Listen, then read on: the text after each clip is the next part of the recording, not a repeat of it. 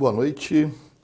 Nós estamos aqui com os colegas da Fundace, nesse webinar sobre reforma da Previdência.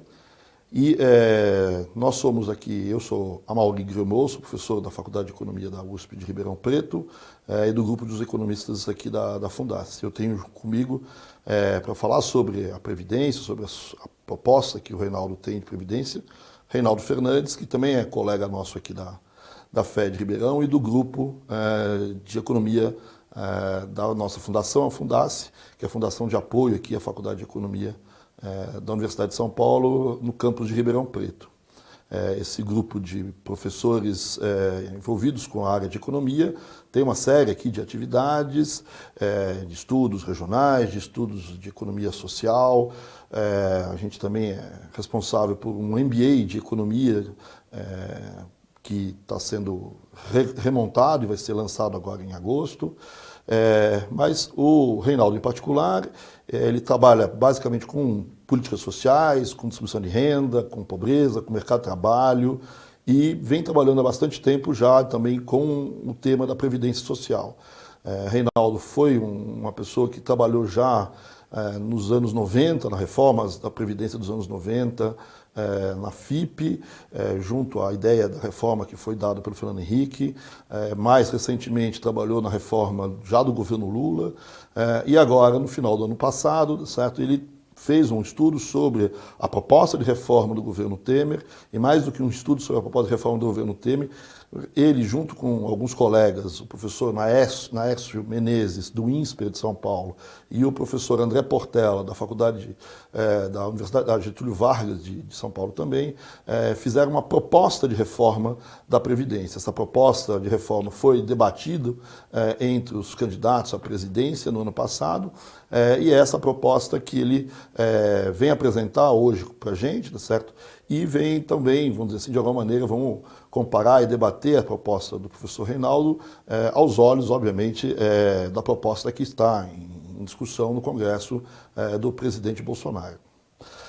Então, boa noite, doutor Reinaldo Fernandes, é um prazer tê-lo aqui conosco. Eu queria começar fazendo a seguinte pergunta, certo? Quer dizer, todo mundo concorda, ou acho que hoje, de que a gente precisa fazer uma reforma da Previdência. Já tem muita discordância sobre que tipo de reforma ser feita. Mas até que ponto todo mundo efetivamente concorda sobre qual é o problema que existe na Previdência e a partir daí será que a gente não tem justamente essas diferenças em termos de qual é a reforma a ser feita, dado que o diagnóstico que a gente tem sobre efetivamente qual é o problema da Previdência pode ser diferente entre as diferentes pessoas? Bem, boa noite, obrigado pelo convite, é uma satisfação poder falar do tema aqui com você e com os nossos ouvintes. Veja, o problema previdenciário ele é um problema que surge pelo fato da perda de capacidade laboral das pessoas. Então, as pessoas têm uma perda de capacidade laboral, seja por idade, um acidente, saúde, e elas precisam ter reposição da renda perdida, tá certo? Eles perdem a capacidade de trabalho, mas têm a necessidade de consumo, etc. Então a questão é dada como resolver esse problema, tá? E o problema no passado se resolvia no interior da própria família. Números de filhos, os filhos mantinham os pais os mais idosos, e assim por diante. No caso da sociedade moderna, o seguro social vem com uma forma de resolver isso de forma geral na sociedade, sem necessidade de recorrer ao interior das famílias. Então, as pessoas, durante a sua vida laboral, contribuem por algum sistema, e esse sistema, quando eles perdem a capacidade laboral, recebe isso de volta. Então, várias coisas afetam, tem vários modelos e esses modelos são afetados diferentemente por várias mudanças, por exemplo, na demografia. Se as pessoas vivem mais, elas têm que ser mantidas, se aposentam na mesma idade, elas teriam que ser mantidas por mais tempo. Então, diferentes modelos trazem diferentes soluções e precisam tempo em tempo, ser revisto quando esses parâmetros mudam. Num sistema de repartição simples, que é o nosso, você tem, na verdade, a questão mais importante, ela tem critérios de benefícios definidos e regras para quando começar a receber esses benefícios.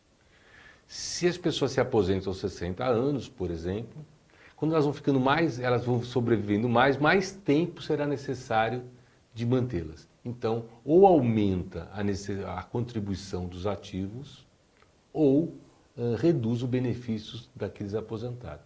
Então, você tem que, tempos em tempos, mudar quando se tem mudanças, por exemplo, demográficas, ou mudanças do tempo de vida das pessoas aposentadas, número de filhos, tudo isso afeta o sistema.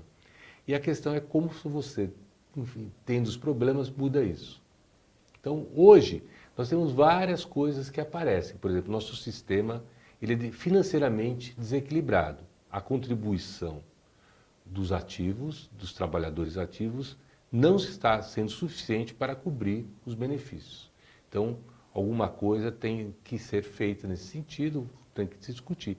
E a grande questão que você colocou, existem vários modelos de reforma e se a necessidade de fazer a reforma está dada, e ela vai sempre, tempos em tempos, ser necessária, a forma de fazer não é clara e tem debate sobre isso. Então, tem várias propostas, elas têm diferenças, como fazer, como mudar, quem arca com os custos das mudanças e assim por diante. Isso não é claro e existe disputa na sociedade. Mas quando a gente olha o debate que está colocado hoje, quando a gente analisa o caso brasileiro, certo? Eu vejo que você tem, por exemplo, algumas pessoas que olham claramente para a questão da relação entre a Previdência e o déficit público, vamos dizer assim. Então, a contribuição que a Previdência dá ao déficit público é o que a gente talvez chame aí a questão financeira que está envolvida com a Previdência. Outras pessoas olham para a questão previdenciária brasileira e vão dizer que nessa questão previdenciária existe um problema atuarial importante, um problema de justiça atuarial nesse modelo brasileiro, que tem consequências financeiras também, mas o próprio modelo ele seria atuarialmente injusto. E ainda dentro dessa ideia mais ou menos de justiça, você tem muita gente que critica o modelo previdenciário brasileiro por permitir, vamos dizer assim, determinadas vantagens que poderiam, aos olhos de algumas pessoas, serem devidas para determinados grupos políticos, ou determinados grupos sociais, desculpa, etc. Então, a depender, vamos dizer assim, do foco que você dá ao tipo de problema que existe na Previdência, obviamente você conduz a um tipo, talvez, de solução diferente, né? Essa proposta, por exemplo, do Temer, do Bolsonaro, certo? Eles, aos meus olhos, olhavam, davam respostas para esses três elementos, mas tinham o elemento financeiro me parecia importante. Não sei se você concorda com essa... Veja, eu concordo com a sua afirmação, e minha proposta é um pouco diferente do que eles colocam. Veja, o Brasil tem um problema fiscal. Nós temos um problema fiscal sério que precisa ser resolvido. Tá? A Previdência tem um déficit financeiro, no sentido que as contribuições não são suficientes para cobrir as despesas com os aposentados. Isso vale para o sistema geral, tá? E, evidentemente, vale para o sistema público, onde as contribuições até tempo atrás nem existiam, né? Na verdade, era uma questão de pactuação de contrato trabalhista. Mas mesmo no sistema de contribuição do sistema geral, setor privado, existe um problema de déficit financeiro. Então, eu preciso resolver o déficit geral, eu tenho um problema fiscal. Se eu puder usar a Previdência para fazer, ou pelo menos ajudar-se bastante nesse processo, seria importante. Assim que é visto a Previdência, eu costumo dizer que é uma reforma da Previdência feita por macroeconomistas fiscalistas, ou seja, eles olham para a questão mais fiscal. Mas tem outro lado.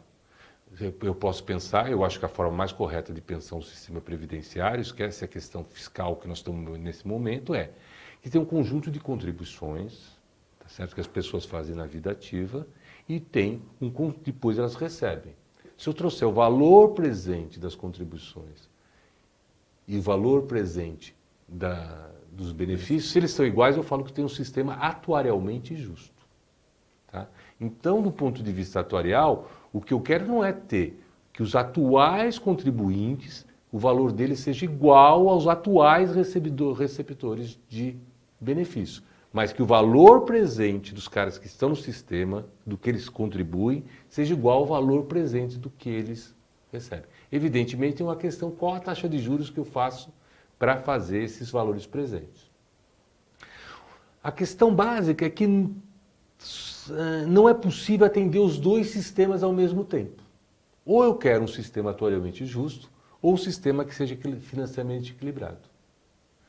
A não ser que a taxa de juros seja especial, seja uma taxa de juros que seja igual ao crescimento do número de contribuintes, a taxa que seria o crescimento da força de trabalho, mais o crescimento dos salários, que seria a produtividade do sistema.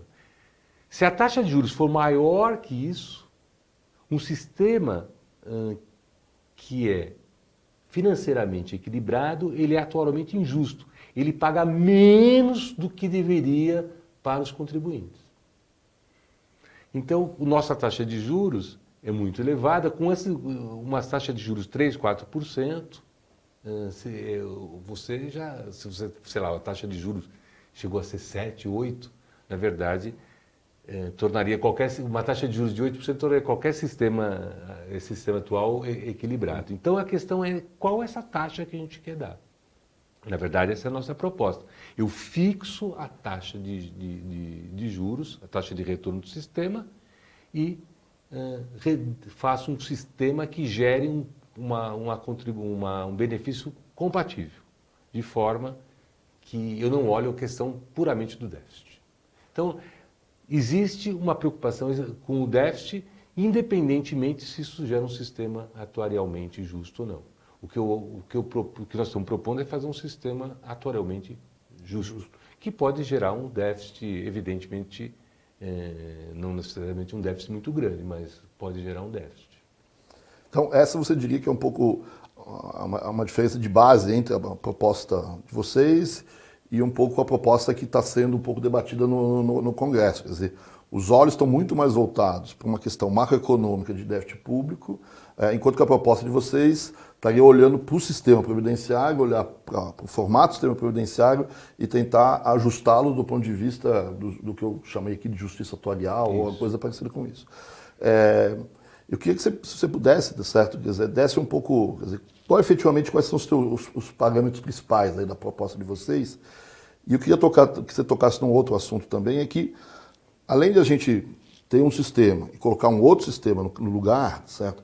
Existe um problema nas reformas que é fazer a transição de um para o outro, né? Como é que a gente sai de um sistema e vai para o outro, né? Então eu queria que você também se pudesse aproveitar e dizer como é que vocês imaginam fazer essa transição e talvez também pudesse comparar com como que ela está sendo proposta atualmente pelo governo. Eu acho que esse é o ponto essencial. Enquanto tem diferenças na proposta para os novos contribuintes, eu acho que a questão mais difícil é a transição. Tá? A nossa proposta, se eu pegar a proposta Temer, que nós analisamos com bastante cuidado, tem diferenças, mas não são diferenças tão grandes assim. Se eu colocar uma taxa de retorno de 3%, em termos médios, não muda tanto. Nossa proposta é mais parecida com um sistema de capitalização e, portanto, ela beneficia quem contribui mais em relação à do Temer. Agora, a proposta de transição é muito diferente. Eu acho que esse é o grande questão. E como eu quero fazer um problema fiscal, eu quero resolver mais no curto prazo, porque eu fizer um sistema só para os novos, vai demorar, mesmo que tenha um efeito fiscal lá na frente, vai demorar muito tempo. Porque só os novos, quando eles começarem a se aposentar. E até lá não muda nada. E como eu quero ter um problema fiscal hoje, eu quero trazer. Então eu quero renegociar as dívidas previdenciárias. Esse é o ponto que eu acho mais complicado nas propostas. Então, em termos de parâmetros, para falar do novo desenho, o que a gente supõe é uma taxa de retorno de 3%. Então, eu acho que essa proposta diferencia de todas as outras paramétricas. Eu fixo a taxa de retorno e, dado o número de contribuições e o tempo de contribuições, nós temos uma forma atuarial que tira os benefícios. Os benefícios que é a taxa de reposição, quanto dos salários, da média de salários pagos você recebe. 30%, 40%, 70%. Tá? Então, esse é o primeiro critério. Ou seja, eu faço o benefício mudar. Na proposta Temer, os benefícios são mais ou menos fixos, o que muda são as taxas de retorno. Cada um tem uma diferente. E na média dá mais ou menos parecida com a nossa. Mas cada um tem uma taxa de retorno, né? Diferente. No nosso proposta, todo mundo tem o mesmo retorno. Quem não consegue ter um valor mínimo da aposentadoria, a gente mantém o salário mínimo. Tá? Que é uma coisa assistencial. Então, o BPC, tipo o rural, são assistenciais, deviam estar fora da Previdência. O BPC já está, mas o rural também ninguém contribuiu nada. Tá? Ou contribuiu muito pouco. Isso, na verdade, deixa de ser Previdência. Isso deixa de processo Previdência de assistência. E devia ser pago por impostos gerais, e não só dos contribuintes. Tá? Mas a gente garante uma renda mínima que muita gente não consegue ter contribuições suficientes para ter um salário mínimo. Então a gente mantém. Então tem uma renda de idoso, todo mundo tem direito ao salário mínimo, que não tem condições de se manter de outra forma, e uma reforma que garante 3% para todo mundo, público e privado. A nossa regra é única, para os novos. Então essa é a nossa... E mais, se você quiser continuar trabalhando, nossa proposta, você continua recebendo 3%, vai mudando a reposição. Nessas propostas atuais, se chega no momento de aposentadoria, se você continuar trabalhando, a taxa de retorno é a mesma, só que você aposenta mais tarde.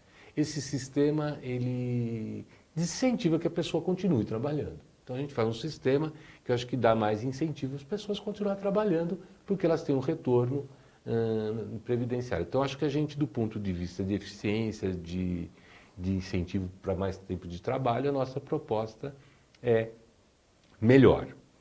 Mas, se vocês quiserem, a gente pode conversar mais a proposta. Eu acho que o grande problema tem sido como lidar com os atuais contribuintes que já pagaram uma série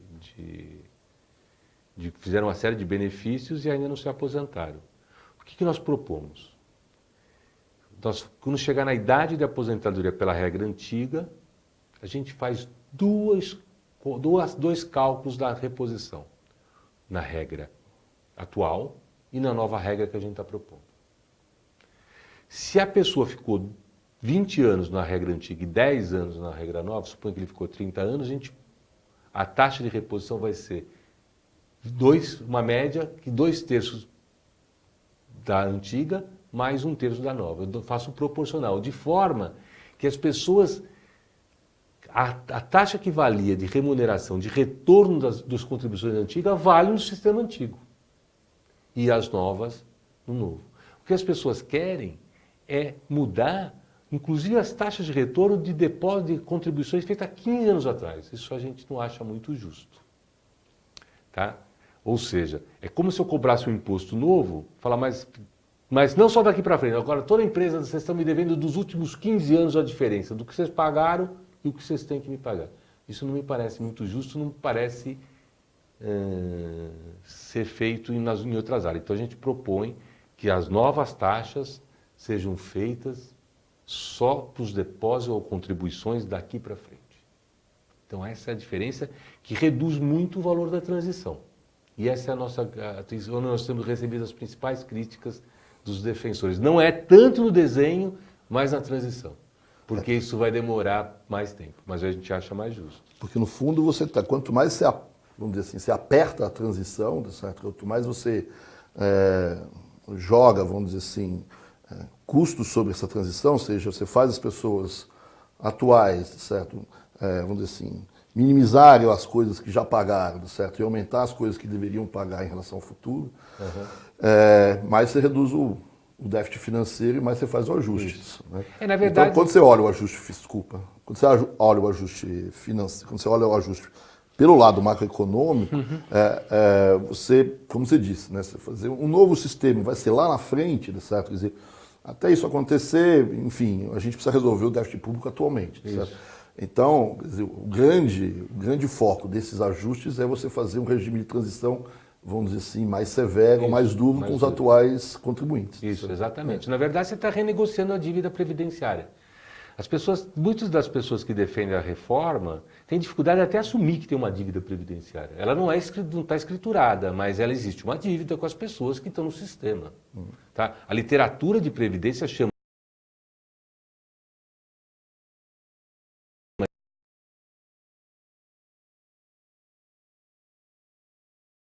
a reforma da Previdência. Eu lembro do debate sobre dívida mobiliária, dívida do setor público, e a comparação dos gastos previdenciários e os gastos com a dívida pública, os juros, dívida pública. Então, eu lembro que o candidato Ciro Gomes põe mostrando que a dívida pública é tão importante, de dimensão igual da previdenciária. O que ele faz? Ele pega o gasto, até maior, ele chega maior, pega o gasto de juros mais o pagamento principal. Muita gente entrou criticamente a discussão do Ciro, na minha opinião, corretamente, dizendo, olha, você tem que olhar só os juros. E o outro é pagamento do principal, você está pagando uma dívida então não tem que entrar. Eu acho que eles estão certos. Mas quando eles olham a Previdência, eles põem o gasto total. Uma parte que eu estou pagando de benefício, eu estou repagando o que o cara contribuiu. Mesma coisa, eu teria que pôr a diferença. Então é injusto comparar todo o gasto de Previdência só com os juros, se eu quiser comparar os dois. Então, embora eu acho que o Ciro Gomes estava errado, se é para comparação, ele estava mais certo, porque o erro está nos dois lados. Tá? Então, nós temos o que, na verdade, está se fazendo para reduzir o déficit mais rapidamente é negociar a dívida. Eu acho que não tem nada contra renegociar a dívida da Previdência, mas acho que tem que ser claro, né? Nós estamos renegociando a dívida e não vamos renegociar a dívida mobiliária, porque as pessoas saem fora, podem investir em outro lugar, mas eles têm que escamotear que tem uma renegociação. Se fosse da dívida mobiliária, eles falariam que era calote, mas tem uma renegociação. Nada contra renegociar, podemos fazer, mas acho que tem que ser claro, né? Tem que abrir o jogo. Abrir o jogo, né? Deixa eu entrar em alguns detalhes mais. Você se referiu a que certas coisas que a gente chama de Previdência, a gente põe no bolo da Previdência, você se referiu à Previdência Rural, à BCP, essas coisas. Isso também não parece um pouco alguma confusão que existe bastante no Brasil, certo? Quer dizer, o formato como a Previdência assumiu, ela no fundo misturou coisas eminentemente previdenciárias, como a gente está acostumado a dizer, certo? Ou seja, essa questão, como você disse, de você fazer um seguro em relação ao futuro, porque você vai perder a tua capacidade laboral, etc., com elementos que são talvez mais assistenciais, vamos dizer assim, são questões mais por algum motivo, a sociedade brasileira resolveu dar certas assistências a certos grupos, a certas pessoas, etc. Só que você colocou tudo isso dentro de uma mesma fonte no fundo de financiamento, certo? Quer dizer, e hoje, quando você vai fazer a reforma, você tem, de um lado, uma reforma previdenciária que se mistura com questões assistenciais. E você vai acabar colocando tudo no colo, vamos dizer assim, dos contribuintes atuais e futuros, certo? Não só da transição, como talvez de um pedaço da assistência, ou simplesmente tira a assistência, quando talvez a Elsa tivesse que ter uma discussão em paralelo ou em outro nível, certo? Não sei se você concorda. Eu concordo. Na verdade, você tem vários problemas, né? Só do ponto de vista previdenciário, tirando o problema fiscal, nós temos um problema de... A Previdência é um seguro social, mas tem envolvido uma garantia de renda mínima assistencial do idoso. E tem também questões distributivas que um controla. Então você põe tudo no mesmo pacote e fica complicado, e aí fica confuso. Primeiro tem um lado, a Previdência Social, antes de mais nada, ele não é um programa de distribuição de renda. Embora possa ter distribuição de renda lá, pode ser justificável que tenha. Mas ela surge, ela não é um grande Bolsa Família. Ela é um sistema de seguro social. As pessoas perdem a capacidade laboral. E elas sabem que vão fazer isso. Então, sabe que as pessoas em média perdem, né? Na verdade tem um problema de seguro, você não sabe quando isso vai acontecer. Você poderia, cada um faz sua própria conta, tá certo? Cada um deposita, se tivesse um sistema, e vai lá e pode fazer individualmente. Tem os problemas de seguro. Eu posso ter um acidente, daqui 2 anos aí eu não consigo acumular nada.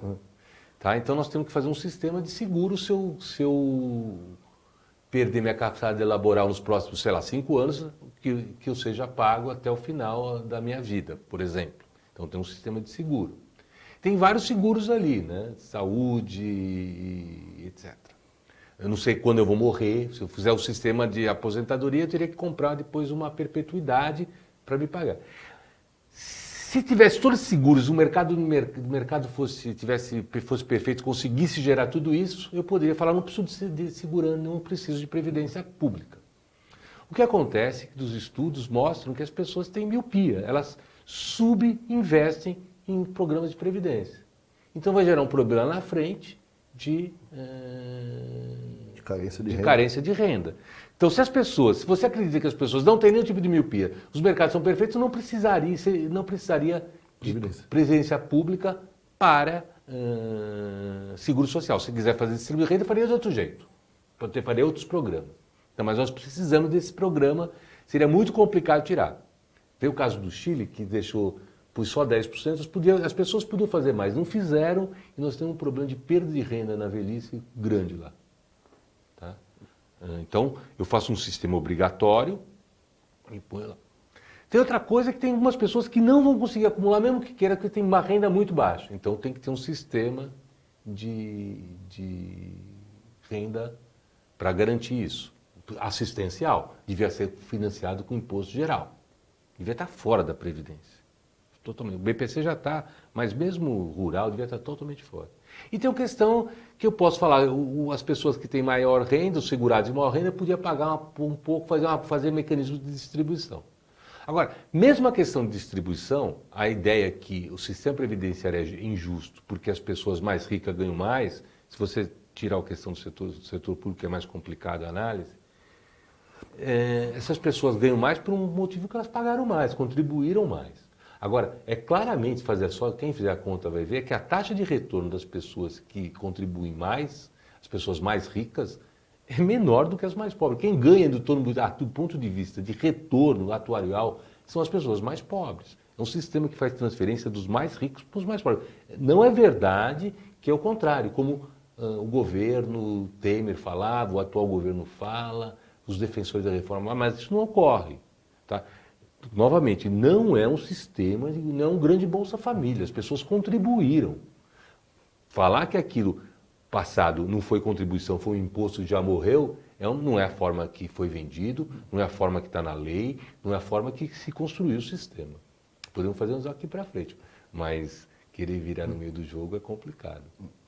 Quer dizer, no fundo, você está dizendo que se a gente olhar o sistema, a Previdência, tá certo? E a gente entender o sistema previdenciário, você vai... Quer dizer, é um sistema onde as pessoas contribuem e retiram. Portanto, se quem contribui mais, deveria retirar mais. Certo? Normalmente, essa é a regra. Né? E, quer dizer, se, vamos dizer assim, as pessoas dizem que o sistema... Se você olha para as contribuições, você vai dizer, olha... se você só olha para os retornos, para os benefícios que as pessoas recebem, olha como tem gente que recebe muito em relação aos outros. Certo? E o que você está dizendo é que eles recebem mais porque contribuíram mais. Isso. Mas, de qualquer maneira, existem, talvez, dentro do sistema brasileiro, alguns grupos onde talvez a relação de contribuição e benefício esteja distorcido a favor, vamos dizer assim, de você talvez contribuir menos. Agora, ao tentar atacar esses grupos, certo, e resolver esse problema e tirar um pouco esses super benefícios, vamos dizer assim, que é dado a determinados grupos, você acaba julgando todo o sistema, certo, e acaba perdendo um pouco a ideia, certo, de que dentro do sistema brasileiro existe de fato uma distribuição não perversa de renda, mas uma distribuição positiva de renda. Isso. no sistema geral. Não no público talvez... Isso. O problema, na verdade, é que você tem um sistema público, onde as regras são muito mais generosas. Tá? Mas o sistema público, ele nem é um sistema de previdência, as pessoas nem contribuíam antes. É recente as contribuições. Na verdade, você tem um contrato que fala, ó, eu te pago e depois que você se aposentar, continua pagando o salário integral. Tá certo? O de pico e reajusta. Tá? Isso não existe em nenhum outro lugar. Mas os contratos foram feitos. Essas regras são justas? Não. Primeira coisa que eu tenho regras justas, injustas, é mudá-las. Isso tem que ser feito, eu defendo a unificação. Embora várias dessas regras já mudaram. Tá? A reforma Lula, depois Dilma, né, foi feita no governo Lula, mas só foi implementada no governo Dilma, já reduz drasticamente essas diferenças. Mas eu acho que tem que ser a mesma regra público-privado. E nossa proposta defende isso. Agora, outra questão é o que eu faço com os contratos já andados. As pessoas que estão na ativa, tá? Entraram no mercado de trabalho, lá atrás, no setor público, e aí eu quero fazer uma renegociação com eles. Novamente, é uma questão da transição. Então, para muita gente, tem que se reduzir essa coisa. Agora, a outra fala, não, mas esse é o contrato que o Estado fez comigo. Tá? É novamente uma questão de retribuição. A nossa proposta é essa. Você, até o momento, mesmo no setor público, você mantém as regras do passado. Eu acho que o critério... ele é claro, você pode discordar, mas atualmente o critério de justiça que as pessoas discutem, eu não sei qual é. No fundo, é uma questão se tudo déficit fiscal e uma questão que é injusto, perceptível. Não tem qual o critério que eu faço mudar. Eu costumo dizer que é uma mistura de análise contábil com intuitivismo moral. Você fica, agora se a gente... Porque eu não sei qual... Porque, na verdade, qualquer critério de justiça... eu queria uma regra que evitasse grandes desigualdades. Então, uma regra que gera uma pessoa que tem uma renda que é 100, 200, 300 vezes maior que uma outra, uma regra, se eu pudesse evitar isso e não afetasse o nível de renda da sociedade médio, eu faria isso. Tá?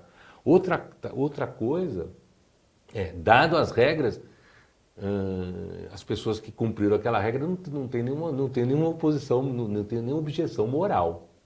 Tá? O menino que se formou lá em Direito, lá atrás, e falou, pô, essa carreira de ser juiz é meio boa, porque tem um salário, tem os benefícios lá e tal, estudou para o concurso e entrou, ele não fez nenhum desvio moral. Ele seguiu as regras existentes. Embora eu acho que essas regras as regras de previdência não deviam ser as mesmas. Até para comparar salário do setor público e privado ficaria mais fácil. Mas agora a questão é que que eu faço com eles? Tá? Estamos na transição de novo. O problema, eu acho que o grande problema é a transição, porque envolve uma renegociação de dívida. E é engraçado que, por exemplo, no mercado financeiro, você coloca qualquer renegociação de dívida imobiliária é calote, é coisa de PSTU, coisas... Mas eles defendem claramente uma renegociação dura com os contribuintes, uma parte principalmente dos funcionários públicos, né, de renegociação dura. Deixa eu entrar em algumas questões talvez mais técnicas, etc., sobre os sistemas previdenciários. Esses dias voltou uma discussão grande sobre capitalização e repartição, etc. Como você vê essa discussão entre... Né, muita gente diz que a gente tem que ir em direção a um regime de capitalização completo, um modelo chileno, etc.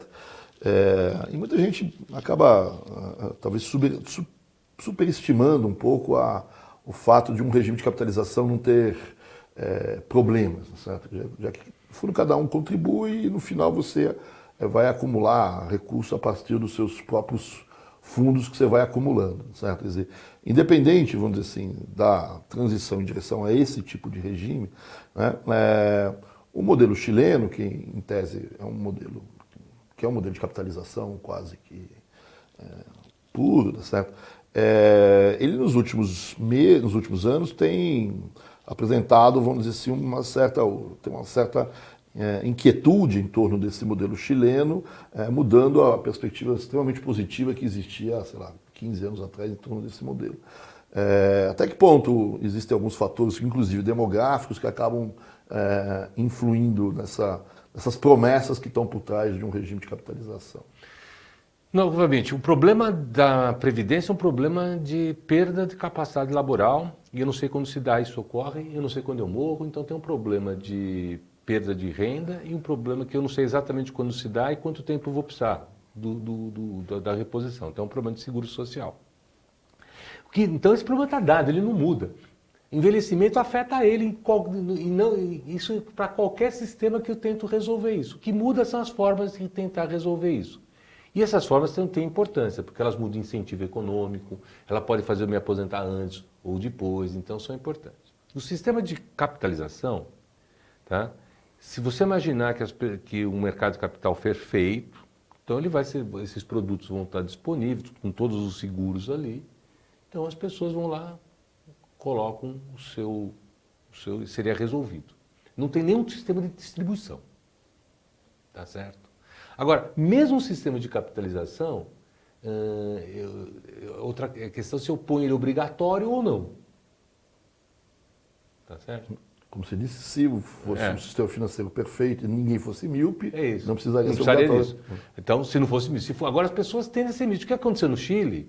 O Chile fez uma transição fantástica, que é um problema difícil, a transição eles fizeram fantástico. Só que eles puseram uma alíquota, uma taxa de contribuição de 10%. E as pessoas podiam fazer mais, não fiz, a grande parte não fez. E se mostrou, a taxa de juros, quando eles fizeram, era alta, teve uma queda da taxa de juros e se mostrou uma perda de... Ou seja, os benefícios que os agora mais velhinhos no Chile imaginavam que iam ter quando eles eram mais jovens, não apareceu. Então, por isso que eu defendo uma taxa de juros fixa, o governo garantir tirar esse risco das pessoas, porque senão eu deixo a taxa de juros de mercado. Se a taxa de juros cair, eles fizeram... Eu vi cálculo do Chile, na época, quando a primeira vez que eu trabalhei, com taxa de juros de 6%, 7%. Aí o sistema, 10% era um sistema fantástico. Só que as taxas caíram e eles não conseguiram. Então tem uma perda de renda na pobreza, esse que foi o problema. E agora, tem vários outros problemas. A transição para o sistema de capitalização é complicado. O sistema público, como é que você faz? Os novos vão pagar os depósitos. E quem paga os velhos? Fala, mas esses caras vão depositar, o governo consegue aumentar a sua dívida? Pode, mas vai competir com outras, não é claro. Então tem muito risco, muita incerteza. Talvez seja melhor a gente fazer uma mudança do sistema atual e talvez para frente colocar uma taxa uma parte por capitalização. Já qualquer uma pessoa pode fazer. Os sistemas privados são de capitalização pura. Isso. Tá, mas essa coisa que o sistema de capitalização não tem os problemas, não existe, né? E os problemas são dados em qualquer sistema. Tá? E o sistema de capitalização, se eles falam que é injusto, vai aumentar essa injustiça, né? Porque não tem nenhuma transferência lá. Cada um é o seu. Cada um é o seu. Hoje tem muita transferência dos mais ricos, os maiores, para os mais pobres. O sistema de capitalização, isso acaba, vai ser mais... Se eles falam que é desigual hoje, vai aumentar. A desigualdade piora. No segundo dos volumes de receita, sim. E o volume de benefícios, a diferença de benefícios. Voltando um pouco aí às discussões atuais sobre esses diferentes sistemas e pegando novamente a proposta de vocês, aliás, só para falar para os nossos colegas, é certo que o trabalho do professor Reinaldo, junto com a própria proposta de reforma da Previdência do professor Reinaldo, está disponível no nosso site, enfim, mas nós vamos enviar a todos vocês essa proposta, esse texto do professor Reinaldo.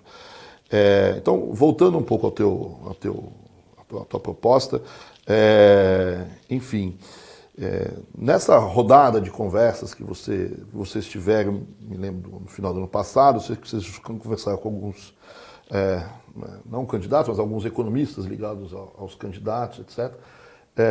Aonde você sentiu, vamos dizer assim, que parecia ser o maior problema, certo? Quer dizer, eu, assim, olhando de longe, um pouco te ouvindo aqui, me pareceu que a tua proposta, ela pode talvez fazer um ajuste melhor do sistema previdenciário em relação ao sistema que a gente tem, mas ele talvez não tenha um impacto fiscal que as pessoas imaginam que essas reformas deveriam ter. Certo? Eu não sei se é por aí que as pessoas criticaram um pouco a tua proposta, enfim, onde você vê que a coisa poderia ser mais difícil de ser conversada com as outras pessoas? É o problema fiscal, na verdade. Nós temos um problema fiscal e ele existe. Eu não estou menosprezando o problema fiscal, ele existe. Nós temos que resolver. Mas a gente tem que resolver tudo junto. Não adianta falar, não, a Previdência vai ser a solução. É que, por exemplo, você pega o governo Temer, ele começa o seguinte: eu tenho um problema fiscal, eu tenho uma forma de gasto, eu tenho uma forma de tributos. Ele falou, tenho duas portas para tentar abrir e ajudar a resolver o problema. Eles primeiro de cara falam, tributo não aumenta, eles fecharam uma porta, só ficou uma porta. Tá? Então, o sistema, o governo é um governo que paga suas dívidas com seus compromissos, por exemplo. Mas isso eles falam da mobiliária, porque eles acham que do Previdência não tem problema. É muito difícil mudar outras coisas, a Previdência acaba ficando uma saída. Eu não vi. Agora nós temos que discutir outra junta. Paga esse grupo que vai pagar, por que não os contribuintes? Temos que fazer. O problema é difícil, tudo é difícil sair. Comprar imposto não é bom, reduzir outros gastos também é difícil. Mas tem essa ideia de jogar tudo para a Previdência como a única saída não me parece correta. Temos que colocar todas as questões, inclusive aumento de tributo. Eu sei que o tributo é alto, ninguém gosta de pagar imposto, por isso que é nome imposto, né? Por isso que é imposto, né? Se não. Mas nós temos que discutir essas alternativas, como sair dessa dívida. É evidente, uma parte, sair da recessão, nós já saímos da recessão tecnicamente, mas a economia não voltou ao nível de produto e de arrecadação, portanto. Então, é difícil a saída, mas pode ser que tem que mexer renegociar dívidas, etc. Tem que discutir tudo, mas colocar a Previdência como o problema fiscal não me parece o correto. Nós temos que discutir como fazer isso, tem dívidas aí, como é que a gente resolve, melhorar os contratos para frente, acertar ela para frente e negociar com essas dívidas com outros, pôr com outras alternativas e fazer a discussão aberta. Acho que as discussões às vezes são meio escamoteadas, dificulta essa coisa da desigualdade. Então, eu acho estranho. Então, tratar assim, como um Bolsa Família não me parece correto. Porque eu podia tratar os juros do governo. Eles falam, não, mas aí não. Mas eu também acho que não. Mas Previdência também não. Deixa eu pegar aqui algumas questões que têm chegado dos colegas, certo? Tem uma pergunta. Vou tentar resumir um pouquinho, a gente fala muito de questões demográficas afetando a Previdência, certo? Agora, o Brasil, nos dias atuais, vive um outro drama que também afeta, de alguma maneira, o sistema previdenciário, que é o aumento grande da taxa de desemprego no país, certo? A pergunta que o colega faz, até que ponto essa mudança na taxa de desemprego, principalmente se ela se tornar, entendo eu, permanente, certo?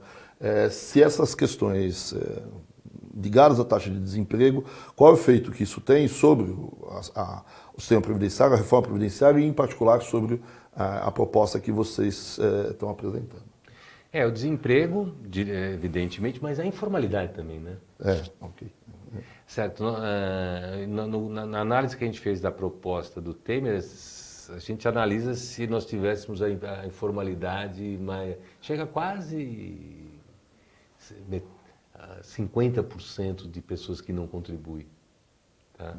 Então, é evidente que pega um grupo mais pobres, né, com renda mais baixa. Mas se a gente conseguisse aumentar a taxa de formalidade, você teria um aumento de arrecadação fantástico. Tanto Se a gente conseguisse aumentar, reduzir o desemprego e aumentar a taxa de formalidade, a gente conseguiria um grande alívio. Uma coisa que faz nossas taxas... Porque, veja, o Brasil tem um déficit financeiro na Previdência, no sentido que as despesas são menores que maiores que as receitas, mas se a gente conseguisse que essas pessoas pagassem, isso a gente poderia resolver grande parte disso. Eu me lembro que na época quando justamente a taxa de formalização da economia brasileira aumentou fortemente, certo? Havia pessoas que diziam que não existia problema de previdência, justamente porque o déficit financeiro tinha se reduzido muito, apesar de talvez, do ponto de vista atuarial, continuar existindo uma série de problemas. Certo? O Brasil tem um sistema relativamente generoso em termos de taxa de reposição, é verdade. Mas ele tem também uma das alíquotas mais altas de previdência do mundo. E, quer dizer, por que isso? A alta taxa de informalidade a alta taxa de informalidade e de desemprego, mas a informalidade é mais gritante, é forçada a isso. E aí as pessoas com 15 anos de contribuição se aposentam. É evidente que 15 anos de contribuição para manter 20, 25 anos, às vezes, a pessoa é insuficiente. Então, essas pessoas dão um déficit enorme em termos do que elas pagaram ou que elas recebem, ou de outra forma, a taxa de retorno delas é elevadíssima. Então, se a gente conseguisse aumentar a taxa de formalização, seria uma coisa importante para a Previdência. Porque se todo mundo for informal daqui para frente, não tem Previdência. Não tem arrecadação, mas tem um monte de gente que a gente tem que pagar, porque mesmo para esses caras a gente vai pagar BPC, etc. Agora, quando você olha o sistema em si, quer dizer, se eu estou entendendo a tua proposta de sistema, você tem, se você tiver uma taxa de desemprego alta durante um período de tempo, né, principalmente as pessoas que ficam muito tempo desempregadas, tá certo? No fundo, o ajuste que está em cima da tua proposta essa pessoa vai ter que decidir, vai ter que se aposentar talvez um pouco mais tarde, tá certo? Quer dizer, para aumentar o número de tempo de contribuição para poder ter um benefício esperado mais para frente. Né? Então, as questões de mercado de trabalho, no fundo, elas se integram um pouco também com essas mudanças na reforma previdenciária. E aí, complementa aqui, quer dizer, como é que você vê a mudança que você teve no período mais recente na legislação trabalhista e as reformas previdenciárias, certo? Quer dizer, a gente entende que essa mudança na legislação trabalhista, ela flexibilizou um pouco o sistema, tende a flexibilizar o sistema de trabalho, certo? Mas a correspondência dela com os pagamentos em termos de previdenciário também ficou numa situação relativamente dúbia. Né? Não é tão claro qual o impacto. Agora, evidentemente, a Previdência e o mercado de trabalho têm uma relação intensa. Hoje, uma pessoa com baixo salário, ela fala, pagar ou não pagar é um mau negócio. Pagar é um mau negócio, porque eu vou ter aos 65 anos, consigo uma Previdência via BPC sem contribuir. Então, mas a contribuição virou imposto. Então, muita gente, e eu sou simpático, sabe, em teoria, é você isentar o primeiro salário mínimo de todo mundo. Tá? Só que aí, do ponto de vista previdenciário, de incentivo, ficaria bom. Se todo mundo tem o direito a um salário mínimo, mas aí o problema fiscal aumenta. E fazer isso num momento de crise fiscal parece complicado. Mas a gente não sabe o quanto, mas a própria Previdência traz algum estímulo para as pessoas serem informais, se elas ganham um salário baixo. Embora a intensidade disso não é clara. Eu acho que algumas pessoas tendem a achar que é muito mais forte do que eu acho que é. Uma outra questão que aparece é a seguinte, certo? A questão que está formulada aqui pelo nosso ouvinte é que você tem um problema também que a gente às vezes menospreza, que é o grau de, vamos dizer assim, de corrupção que a pessoa está chegando, o grau de má gestão que a gente tem no sistema previdenciário. Até onde isso afeta efetivamente o nosso sistema, você tem problemas de gestão ou de benefícios que são falsamente concedidos ou são concedidos por alguma, vamos dizer assim, maracutaia, etc.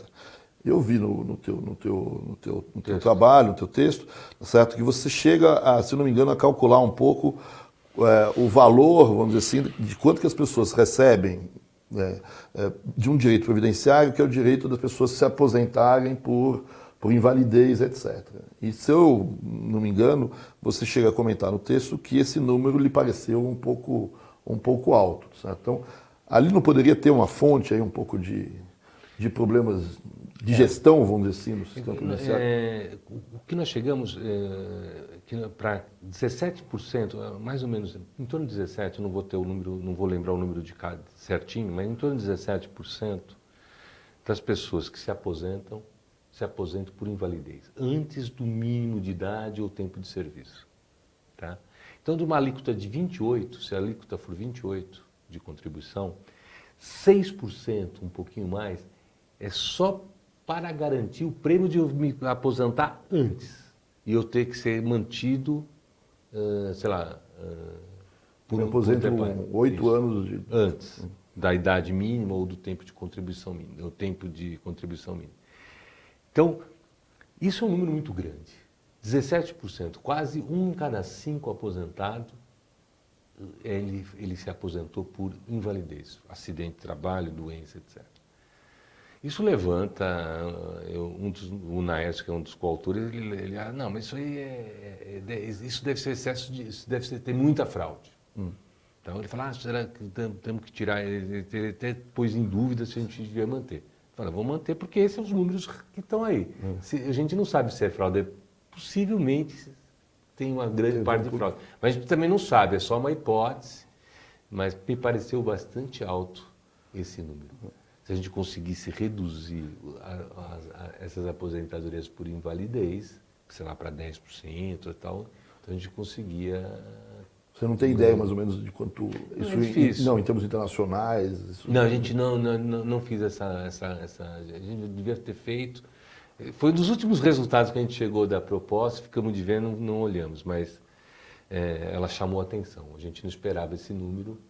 Pode ser que a gente seja até mais normal do que a gente, mas a nossa impressão é que foi muito... A gente não esperava esse número, muito alto. Fazendo uma conta por cima, vamos dizer assim, se você imagina que 20% do tamanho, vamos dizer assim, das contribuições são, no fundo, contribuições para corrigir, para pagar esse tipo de benefício. E se esse benefício, vamos dizer assim, estão inchadas em, sei lá, 50% são fraudes, a gente poderia talvez reduzir a contribuição ou aumentar os benefícios na ordem aí de 10% a 15%. Se eu fiz a conta meio por cima aqui de cabeça. Você teria, na verdade, é como se tivesse uma alíquota de 3% a mais na arrecadação. Né? Então, do ponto de vista do déficit, seria suficiente, bastante importante. Então, você reduziria o déficit financeiro. Tá? Se essas pessoas... A gente teria que dar uma olhada isso. Então, você tem... Por isso que nós temos um sistema cá. Nós temos um grande... As pessoas se aposentam muito cedo, né? Inclusive por invalidez. Elas passam um pouco, principalmente os mais... Passam muito pouco tempo contribuindo. Então, você tem um sistema difícil. Agora, você pode dizer também que você tem um sistema... por exemplo, essa parte de transferências que a gente tem, não quer dizer necessariamente que a gente não deva ter, certo? Quer dizer, o que talvez você está colocando em dúvida é que você pode talvez ter sistemas de transferência de renda mais de algum grupo para outros grupos, mas talvez isso pudesse ser financiado fora do sistema previdenciário. Ou, por exemplo, a renda básica do idoso, né, o BPC, os rurais, eu acho que tem que ser abaixo do... Tem que ser financiado por impostos gerais. Agora, eu não quero não transferir, eu gostaria que as pessoas mais pobres fossem formais. Né? Aí elas deixassem de ser informal, elas passariam a contribuir e ter o seu benefício normal. Então, esse é o esforço de contribuição para a formalidade. Bom, a gente já está chegando aqui um pouco no fim do nosso webinar, certo? Deixa eu só aqui pegar mais uma questão que aparece. A pessoa diz, olha, que o Brasil ele tem muitas diferenças, né? Diferenças de regiões, diferenças de grupos sociais, etc. Como é que você vê essas grandes diferenças, inclusive de taxas de esperanças de vida diferentes entre regiões, entre tipos de pessoas, esse tipo de coisa? Quando você faz você faz uma reforma do regime previdenciário, até que ponto essas diferenças elas devem ser muito levadas em consideração, certo? Quer dizer, ou como você pode levar isso em consideração, certo? Quer dizer, o fato, por exemplo, certo, enfim, vamos dizer assim, aqui é o exemplo que está sendo dado, das mulheres que trabalham nas zonas rurais, tem uma esperança de vida muito diferente vamos dizer assim, dos homens ricos abastados que moram nas regiões urbanas. Certo? Essas diferenças de indicadores, de realidades sociais, elas não têm um impacto dentro dos sistemas previdenciários, e como tratar essas coisas? Então, eu acho que a gente devia partir da base de um sistema atuarialmente justo. Tá? E depois fazer as distribuições, porque a primeira função da Previdência é de ser um seguro social. Porque se fosse distribuição, tem várias outras formas de fazer distribuição. Tá? Então, ele é um sistema seguro social. Então, do ponto de vista, se as pessoas têm expectativa de vida menor e não está sendo considerado, isso é um erro. Porque eu estou considerando, quanto menor a expectativa de vida, maior o benefício que eu tenho que dar para ela.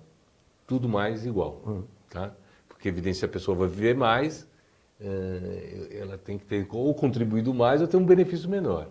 Para ter o mesmo. Então, se é verdade que alguns grupos estão sendo minimizados e os mais pobres, então nós estamos cometendo injustiça duas vezes. Aqueles mais pobres deviam dar uma coisa favorável e eu estou dando uma coisa desfavorável. Eu estou considerando uma expectativa de vida maior do que a dele.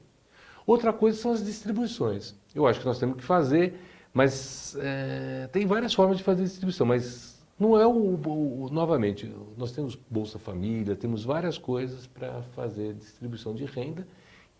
A gente não pode tirar, eu sou completamente favorável à distribuição de renda, programas de distribuição de renda, mas eu não posso tirar o caráter de um seguro social, para as pessoas perdem emprego, etc. O que você faz garante até um certo nível, né? Não precisa garantir de toda a renda de todo mundo, as pessoas mais abastadas façam por conta própria. Então, o nosso sistema já tem bastante, de previdência já tem bastante distribuição. Note que as pessoas que ganham salário, tá, acima do limite, elas pagam sobre todo o salário e só se aposentam novamente o regime geral sobre um valor máximo de 10. Máximo de uns R$5.000 hoje, 5.000 e pouco. Então, o resto é imposto. É imposto. Então, as pessoas pagam, mas não recebem. Agora, eu não acho justo só dos contribuintes mais ricos para os outros. Eu acho que tem muita gente que não é contribuinte, muito mais rica ainda, que eu acho que poderia contribuir nos processos de distribuição. Vamos pegar então nossa última questão, que foi colocada aqui. Acho que o nosso colega João, ele pergunta o seguinte, certo? Que você tinha dito que você imaginar uma taxa de juros de longo prazo de 7%, 8%, como o Chile calculou, deu errado. Mas se a gente olhar os últimos anos da economia brasileira, é mais ou menos essa taxa de juros que a gente viveu, certo? Quer dizer, e tua proposta está girando numa taxa de retorno de 3%. Não era possível aumentar um pouco essa taxa de... a tua taxa, essa é uma taxa de 7% para 8%? Quando eu apresentei, tem gente que achou 3 muito, porque não vai fechar financeiramente, pensou financeiramente, acha que tem que ser menor que 3. E algumas pessoas falaram, olha a taxa de juros... No mercado é 8%. Mas assim, nossa questão nós não estamos tão forçado no valor da taxa de juros. 3% a gente usou, que é a taxa de juros do FGTS. Mas o approach, usar a taxa de juros, podemos discutir, 3, 4. Agora, mais que isso, eu acho que não é sustentável. Essa taxa de juros que nós temos aí não é sustentável. Uma taxa de juros de 7, ela é alguma coisa disfuncional. Algum lugar tem um calotezinho. Algum negócio está errado. E é o ponto que a gente deveria olhar. Sim, acho que podemos discutir a taxa de juros, pode ser um pouco mais que 3, mas também não pode ser muito mais que isso. Não é sustentável uma taxa de juros de 7%. Então você diria que as pessoas que propõem reformas previdenciárias com uma suposição de taxa de juros de 7, 8%, porque são as taxas que vigem no mercado até hoje, talvez estejam exagerando eu acho que não é sustentável fazendo promessas. Uma taxa de juros de longo prazo nesse valor. Reinaldo, te agradeço muito você ter participado aqui com a gente. Agradeço também a atenção de que todos os colegas nos deram, as perguntas que foram enviadas. E espero ter os colegas em outras atividades nossas que promovemos aí ao longo do ano. Existem outros webinars aqui da Fundace, existem os nossos MBAs, os nossos cursos. Em particular, o professor Reinaldo e eu somos membros como disse, do grupo de economia, do MBA de Economia e Negócios, que deve então se iniciar agora em agosto. Eu convidaria vocês a dar uma olhada no curso, ver se vocês se interessam ou se vocês gostaram, mas enfim, já fizeram cursos desse tipo, indicar para os colegas de vocês. Desejo a todos aí uma boa noite, certo? E nos vemos nos próximos seminários, nos próximos eventos aqui da Fundace. Boa noite.